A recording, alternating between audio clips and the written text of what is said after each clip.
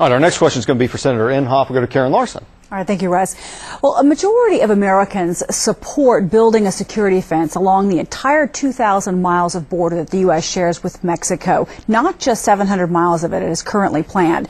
Time magazine also reporting that most think that the Border Patrol should not be the one guarding it. Instead, it should be the military.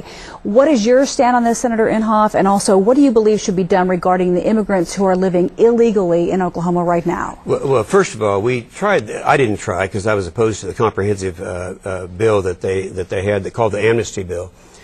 What we tried to do, there are 12 members of the Senate, each one taking an area of specialty, trying to incrementally pass these things.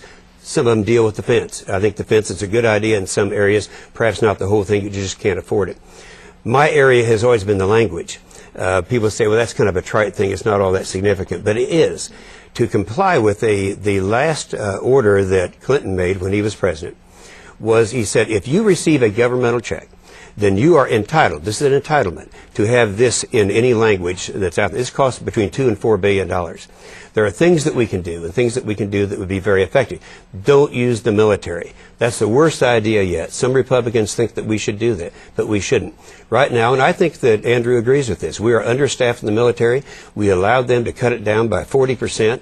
Now we're trying to rebuild it at the same time, negotiate a war. We can't afford to send our guys down there and our gals to patrol the border. State Senator Rice, do you agree with that? And what do you think about the immigrants who are living here illegally? Well, in my first year as a state senator in 2007, I voted for House Bill 1804, and I did more to deal with this very difficult issue of illegal migration in 1 year as a freshman state senator than Senator Inhofe has done in 22 years in Washington.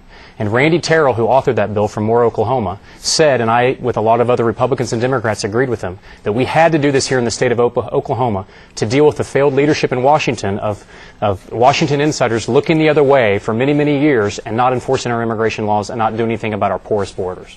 All right, Senator Inhofe, 30 more seconds. Well, we had the superintendent of schools from Medill, Oklahoma, come in shortly after that bill was passed, and they saw the enrollment in their schools went down something like 25%. Now it's edged back up. This is something you can't take care of on a state basis. Most things, I'm for the state taking care of these problems. This doesn't work when one state does it and the rest of them don't do it. We tried to do things. We just don't have the votes to get it done at this time.